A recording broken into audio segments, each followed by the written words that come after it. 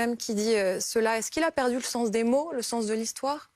C'est justement le sens de l'histoire qui est évoqué. Donc là, notre ministre compare les situations actuelles avec les précédents historiques, lorsque toute Comment vous pouvez presque toute comparer l'Europe le était sous soutien les des drapeaux. Occidentaux à la Shoah, à la solution finale, 5 millions, 6 millions de Juifs exterminés? Non. Ça n'a aucun rapport? Non. Vu depuis la Russie, la situation se présente comme telle. On compare la situation actuelle avec avec les épisodes historiques que nous avons vécus au XIXe siècle, lorsque presque toute l'Europe était réunie sous les drapeaux de Napoléon, ou avec l'histoire du XXe siècle, lorsque presque toute l'Europe était réunie sous les drapeaux d'Hitler contre la Russie. Donc là, maintenant, c'est presque la même coalition pan-européenne, sous un même drapeau, on ne sait pas lequel, mais en tout cas, sous un même drapeau contre la Russie. Donc là, cette comparaison est tout à fait... déplacé logique. parce que la solution finale, la Russie n'est pas attaquée. La Russie n'a jamais été attaquée depuis 91, en tout cas, par des membres de l'OTAN ou par des pays occidentaux. Ou alors, donnez-moi un exemple. Mais écoutez, regardez ce qui se passe en ce moment. Alors, tout le bloc de l'OTAN consolidé, alors uni contre la Russie. Non, avec l'Ukraine, pas oui, contre la écoutez, Russie, justement. Mais c'est tout ce qui se passe en ce moment en Ukraine. L'Ukraine, c'est juste le terrain. Attendez, Le terrain de vous jeu. dites que c'est une guerre contre la Russie? Pardon? Vous dites les Occidentaux mènent Oui, une mais guerre ils mènent contre une la guerre, Russie? pour le moment, c'est une guerre hybride, c'est une forme hybride contre la Russie, c'est-à-dire une guerre diplomatique, politique, économique, médiatique. La guerre par Les Occidentaux procuration. sont des belligérants, selon vous? Non, Sont en guerre contre la Russie? Belligérants ou pas belligérants, c'est à vous de juger. Mais de fait, Vous ne pouvez pas dire les deux en même temps. C'est Ou une on est guerre en non guerre déclarée. contre vous, ou on ne l'est mais pas. c'est une guerre non déclarée. Mais vous voyez ce qui se passe avec les armements que vous fournissez encore et encore. Là maintenant, il s'agit des armements lourds à caractère offensif. Mais alors comment vous pouvez l'appeler? Guerre ou pas guerre, je ne sais pas, à vous de trouver Écoutez, de un droit bon international, nous terme ne sommes pas approprié. présents sur le terrain, nous ne menons pas d'offensive, nous ne frappons pas le territoire russe. La Russie frappe le territoire ukrainien. Pour l'instant, l'OTAN, l'Europe et la Russie ne sont pas en guerre, c'est vrai. Mais la comparaison avec la Shoah est particulièrement gênante parce on parle quand même de 6 millions de morts. Quels Russes sont attaqués en ce moment? Je ne comprends pas en fait. Et j'aimerais rappeler une chose. Il me semble que l'allié des nazis, c'était l'Union soviétique, le pacte Ribbentrop-Molotov. Ah, l'allié des nazis, c'est l'allié des nazis qui a vaincu les nazis, c'est ça que vous voulez dire? Oui, vous l'avez fait quand vous avez été attaqué. Jusque-là, vous avez conclu. Avant cela, je finis ma phrase. Avant cela, vous avez conclu un protocole secret. Oui, En non, 1945, vous ne l'avez nous pas. étions à Berlin, c'est ça? Oui, parce que vous avez été Nous attaqué. étions Avant, vous à nous Berlin. avez vendu et vous avez agressé la Finlande. Mais écoutez, vous voulez que je rappelle tous les pactes que vous avez conclus hein, de Le l'autre côté protocole secret avec l'Allemagne nazie, il n'y en a pas d'autres, il n'y a que les vôtres. En cédant la Tchécoslovaquie à Hitler, là, En comme ça, 68, une seconde.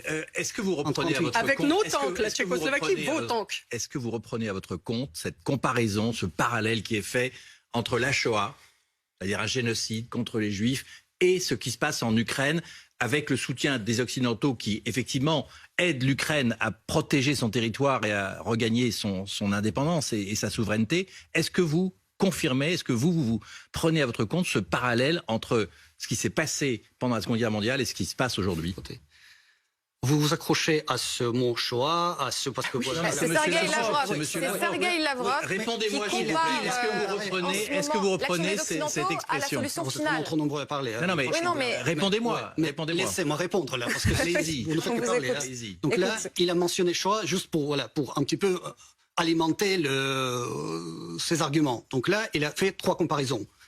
L'époque de Napoléon, toute l'Europe était sous ses drapeaux. L'époque de Hitler, presque toute l'Europe était sous ses drapeaux. Là, maintenant, aussi, c'est le bloc uni des Européens, des Occidentaux, sous un même drapeau contre la Russie. Donc là, Shoah ou pas Shoah, ça, c'est vraiment un élément supplémentaire. Bah non, mais Vu c'est- depuis c'est la très- Russie... c'est terrible comme cynisme de la Non, part de non, M. Lavrov. non. Il a bien changé, M. Lavrov. C'était un diplomate prestigieux Non, à l'ONU non, qui a non. même négocié avec les Américains des accords de paix et qui aujourd'hui accuse les Américains de commettre un génocide anti-russe, en fait. C'est ça qu'il Non, dit. il n'a pas prononcé le mot génocide. Si, Il il Solution dit la finale. solution finale La solution contre finale, la Russie. oui. Mais parce que la Russie représente pour les États-Unis vraiment l'obstacle principal dans ce monde pour affirmer son hégémonie sur le monde. Donc En là, tout cas, vous c'est- ne reprenez pas la formule à votre compte. Laquelle? La Que formule- le parallèle entre la Shoah pendant la Seconde Guerre mondiale, je ne veux pas parler de Hitler, la Shoah. Non. et aujourd'hui. Vous reconnaissez qu'il a dépassé les Vous bornes? adorez tellement ce terme Shoah. Là, je vous dis. Mais non, c'est il y a- Hitler. Il y a 2 comparaisons qui sont faites avec l'époque de Napoléon, avec l'époque de Hitler. Et là, tout ce qui se passe maintenant, ça nous rappelle vraiment beaucoup les épisodes pareils dans l'histoire, lorsque toute l'Europe était contre la Russie sous un même drapeau. Et tout le monde sait comment les 2 histoires et où elles ont fini. Non, La différence, c'est qu'à l'époque, c'est l'Allemagne qui était l'agresseur, monsieur le conseiller. Ouais. À l'époque, c'était l'Allemagne l'agresseur. Oui. Aujourd'hui, l'agresseur, c'est la Russie. Non, la Russie aujourd'hui, c'est la défenseur. Défenseur de quoi? Qui a envahi l'Ukraine? Qui est intervenu pour défendre les peuples russes et russophones dans l'Ukraine et pour protéger ses propres intérêts, sa propre sécurité, vu les rythmes vraiment acharnés et absolument sans précédent de l'armement de l'Ukraine par les pays occidentaux. Là, lorsque vous avez à côté de vous un État ouvertement hostile avec un régime russophobe, hostile, ultranationaliste. Et qu'est-ce que qui vous êtes déclare ouvertement- venu défendre les Ukrainiens, c'est ça que vous dites? Oui, c'est ça qu'il dit. Bah, vous voyez bien que les Ukrainiens se battent contre vous, ils sont en guerre contre vous, vous voyez leur détermination, c'est pas votre soutien qu'ils veulent, ils veulent que vous partiez.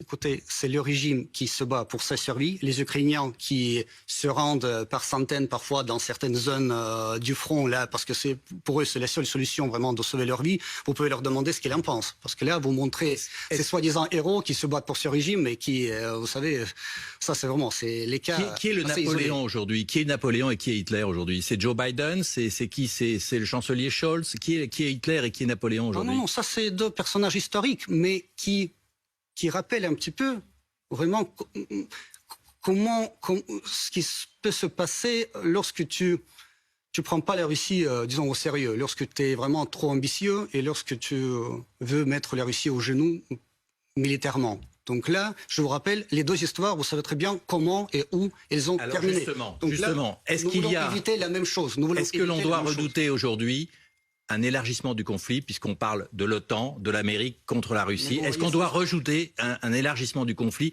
au-delà des frontières de l'Ukraine, une implication de l'OTAN dans le conflit? Mais regardons ce qui se passe en ce moment. L'OTAN est en train de décider sur la livraison massive des chars. Oui. Donc là, c'est encore une étape qui sera peut-être bientôt franchie. Encore une ligne Et ce rouge. serait quoi cette étape? Parce que, est-ce que c'est vraiment une ligne rouge? Non, mais il y a déjà, mais toutes les Vous lignes dites, rouges sont vous déjà venez franchies. de C'est dire- encore une vous ligne venez de rouge dire que c'est une supplémentaire ligne qui sera rouge. peut-être Mais alors, franchie mais avec quelle très bientôt. réponse? Parce que quand on dit ligne rouge, Reste en à général, savoir- il y a une riposte Exactement. en face. Reste à savoir quelles sont les limites de cette folie. Alors, la prochaine étape, ce sera quoi? Les avions de chasse? Les soldats? Les technologies nucléaires, plutôt? Quoi? Mais vous voyez qu'on est vraiment, on est au seuil de la Troisième ensuite, Guerre quoi? mondiale. Vous On est voyez ce que vous faites? Cette spirale de tension, et cette spirale, ça nous continue de... Vous savez que la Russie a un ça moyen ne cesse très de simple pour de que tourner. tout s'arrête, c'est d'arrêter la guerre en fait. Oui, exactement. Oui. C'est ce qu'on propose. Mais Oui. personne ne nous écoute. Le président Non. Zelensky, au niveau législatif, il a interdit toute négociation avec la Russie tant que Poutine est au pouvoir. En Europe, personne ne parle plus de la paix. Tout le monde ne parle que Oh, de je la crois pas, guerre, non. de mettre la Russie au genou, de vaincre la Russie sur le champ de bataille, voilà, toutes les formules possibles Attendez, et c'est quoi? impossibles Vous d'aider venez- l'Ukraine vous jusqu'au venez de- jusqu'au Vous bout. venez de dire on est au seuil de la Troisième Guerre mondiale. Mais avec les tendances qui se profilent, vous n'avez pas peur?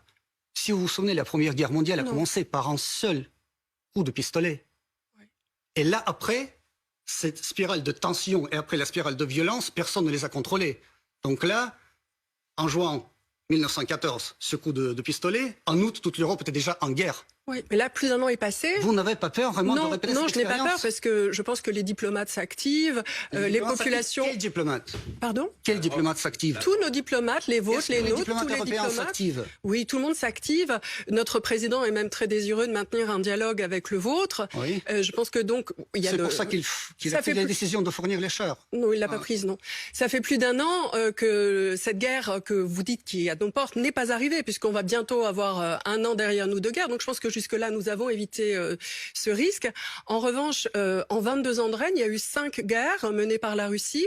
À chaque fois que l'Europe a cru pouvoir calmer les appétits, non pas de la Russie, hein, mais du régime de Vladimir Poutine, qui a beaucoup évolué d'ailleurs, à chaque fois que nous avons cru pouvoir calmer les appétits territoriaux en faisant des concessions, ça n'a pas marché. Je pense qu'il est important quand même si du côté russe et du côté européen, nous ne lisons pas l'histoire de la même manière, que vous aussi vous entendiez que la surenchère du côté des termes historiques qui nous paraissent choquants ne peut pas mener à ce que nous entendions vos arguments. Si vous voulez que nous entendions les arguments de sécurité de la Russie, il va falloir nous donner des garanties. Vous avez violé une règle intangible du droit international contre la paix, vous avez commis un crime d'agression, aucun pays de l'OTAN ne vous a attaqué, l'Ukraine ne vous a pas attaqué, l'Ukraine n'était pas sur le point de rentrer dans l'OTAN, l'OTAN était en mort cérébrale. Maintenant, l'Europe voudra des garanties de sécurité de la part de la Russie doit l'entendre si elle veut revenir dans le concert des nations. Arrêtez de nous provoquer par des déclarations de vos ministres des Affaires étrangères qui font fi de l'histoire, vous montrez un cynisme vis-à-vis de l'histoire et en même temps vous nous demandez de reconnaître votre contribution historique. Alors qu'est-ce qu'on fait avec l'histoire? On ne peut pas parler de